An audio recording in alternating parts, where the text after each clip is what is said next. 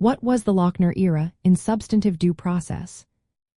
Imagine a time when courts took a very active role in protecting economic freedoms, even against government rules meant to keep workers safe.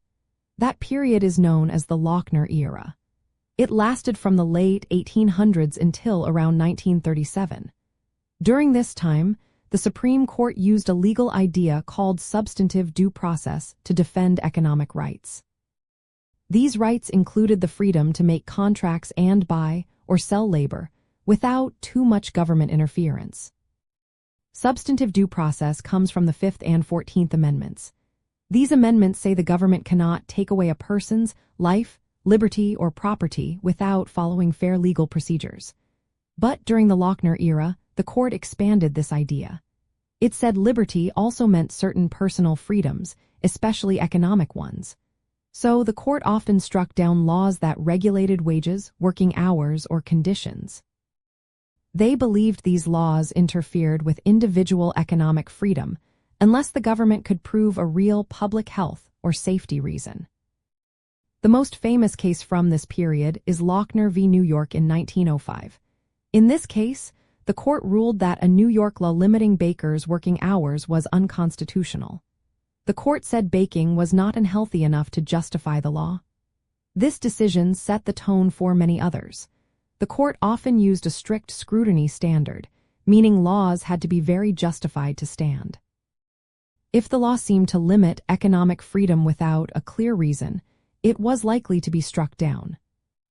This approach was about protecting individual rights to free enterprise.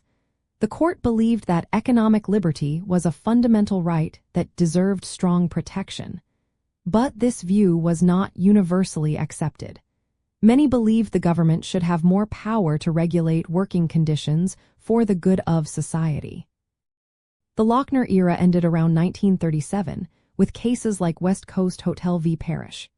In that case, the court upheld a minimum wage law for women.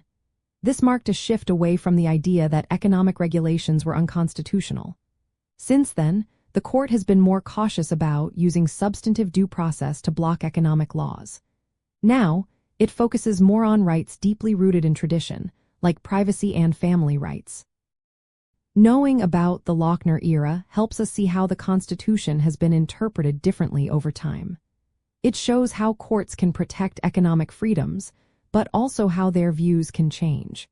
Today, economic regulations like minimum wages are usually upheld, but the idea of substantive due process still plays a role in protecting other fundamental rights.